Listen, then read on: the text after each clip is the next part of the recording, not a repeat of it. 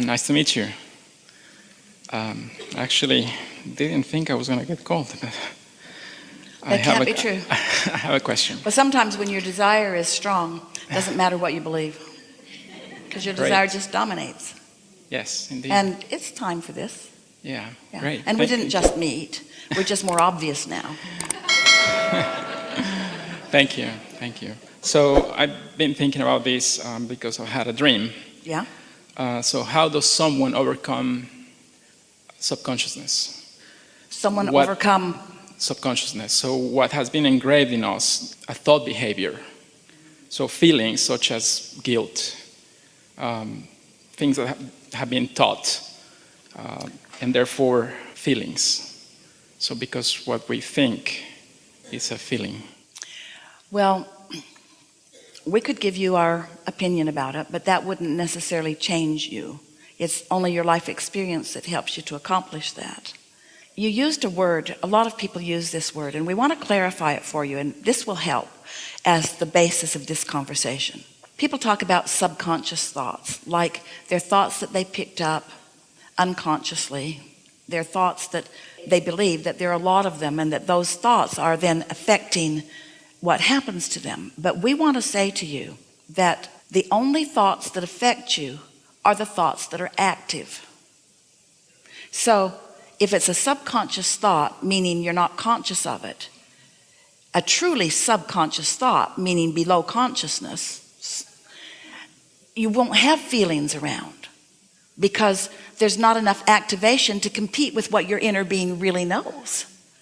So if you're having a feeling about it, it's not a subconscious thought, it's an active thought that's in competition or not. You can have an active thought that is not in competition with who you really are and what you really know, and that thought will feel like a good idea. That thought will feel energizing. You'll feel vitality from it. You'll feel interest in it. It's only the thoughts that are really in opposition to what your inner being knows. So for example, if you're thinking a thought like, I'm not good at this, or I can't succeed at this, your inner being is not thinking that thought, so your feeling would be a negative feeling. So don't worry about subconscious thoughts weighing you down or being a disadvantage to you, because they are not. If they are so subconscious that you're not feeling around them, they are a non-player in your point of attraction. It's only the things that you are feeling around that are players in your point of attraction. So then it gets a little easier, because a thought that doesn't feel good, now obviously the thing to do is stop thinking those thoughts that don't feel good. But it's not that simple, is it? Because the law of attraction keeps them coming. And that's why people come up with these flawed premises that, oh, there must be subconscious things going on because I wouldn't do that to myself, so it must be subconscious. No, it's not subconscious, it's conscious, and you keep doing it to yourself because it's easier to continue to think that thought because it has momentum than to stop thinking that thought. Following? But now you know how to stop the thought. Now you know how to slow that momentum. Now you know that there's another thought that also has momentum that with a little bit of attention you can hook into. One time someone says, I'm worried about when I die being unconscious. The idea of unconsciousness really bothered her. And we said, oh, it's not unconscious then, it's superconscious. Superconsciousness. In other words, when you release this physical body and you reemerge into non-physical and you join your inner being and all that your inner being knows about everything and about you, super consciousness. We just don't think you should have to croak in order to hook up with that. We think that a bit of understanding of the laws of the universe and a little awareness of how you feel and a little more determination to feel good and to be willing to do whatever it takes to feel good will lead you right there. You followed all of that, didn't you? Yeah. Anything else around that? Well, now it makes more sense, but I answered my own question last week because I had this dream where just a month ago my wife and I traveled to Portugal, and in my dream we were traveling back to Portugal and we were in a train, and I was feeling so guilty because I was telling my wife, we just came a month ago and go on vacations again. But because of what's been ingrained in me, no, you got to work to deserve. Yeah, got to suffer and sacrifice. A year later, so you can travel again. And then it was given to me then. And then we are having this nice coffee and these pastries and all that. My wife is having all this fun. And I'm just thinking about, oh, shoot, where am I going to get the money to pay for this? Right? And then I parked the car in the wrong spot. I'm going to get a ticket. So sure enough, in the dream, I walked out and there is the car and it has a ticket. Right? So even in my dream, I'm attracting these things. Well, so then I wake up and then I'm like, what did I learn from this? And like, just accept it and be in the moment, truly in the moment. Well, here's the most important thing from a dream. What you think and how you feel equals your point of attraction. So in your wake state, what you've got going on in your thought process and how you feel about it, and then what happens is always a vibrational match, no exception. But it's also true of your dream state. The wonderful thing about dream state is that as you are pondering these questions, or as you are wanting to understand how all of this works, you're asking these questions. But in your dream state, you have no resistance because you're asleep and your resistance is inactive. So your dream can play out in a way that can make more vivid for you what's going on with you. So your dream pointed out to you that you feel guilty about feeling good, that you still have some resistance to letting the universe treat you in the way that you deserve to be treated. You're not quite sure how you deserve to be treated. In other words, you played that out in that magnificent, very telling dream. And that's not so different than what's going on in your day-to-day experience, really, is it?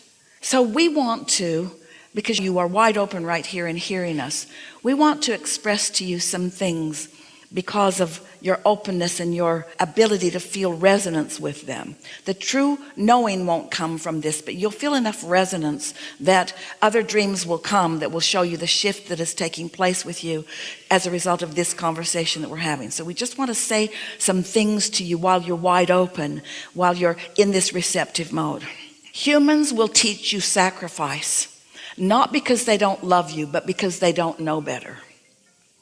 And when momentum is such that there have been many things happening in their experience that they don't have control over, their logical assumption is that since life has done that to them, that it might do it to you. And so in a well-meaning way, they seek to serve you in a sort of warning way. And so in time, they teach you things that your inner being knows are not real. They teach you sacrifice. Well, the only thing that anyone ever can really sacrifice is their alignment with Source.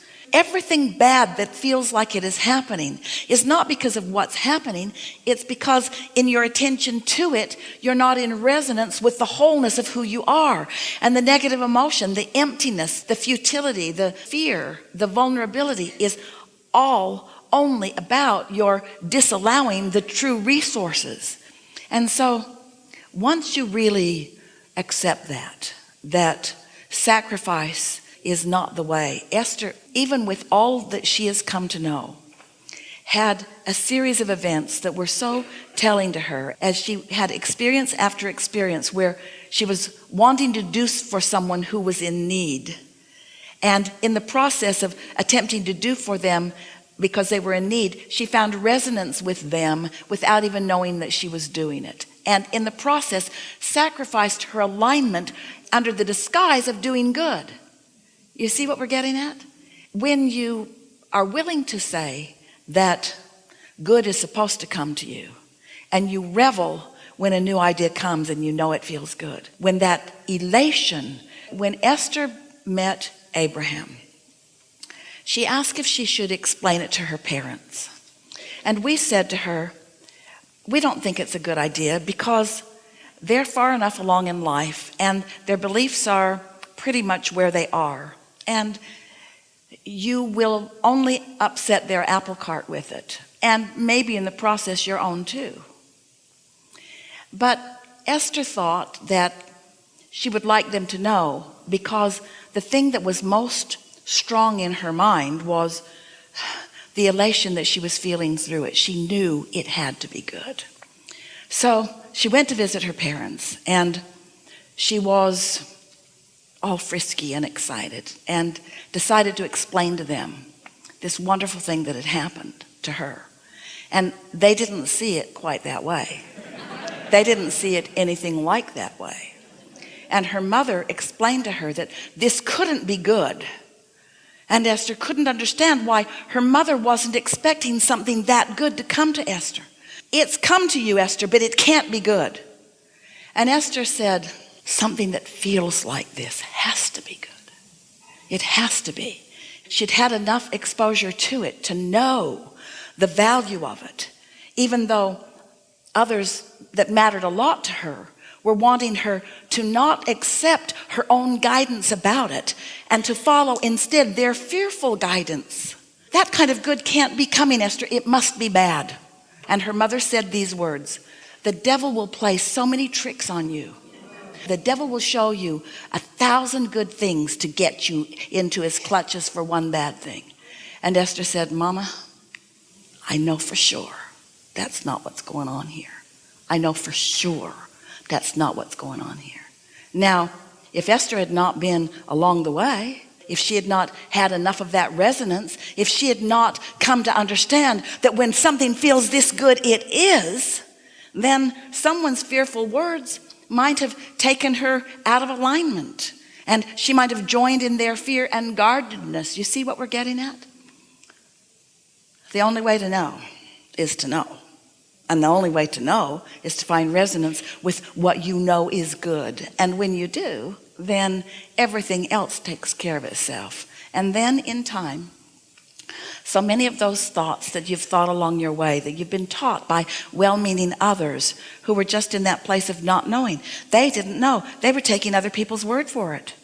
Her mother did not know. Her mother could not have known this resonance. She knew it once she made her transition, but she could not have known this resonance, or she could not have said those things to Esther, you see. Helpful? Indeed. Thank you so much. Yeah.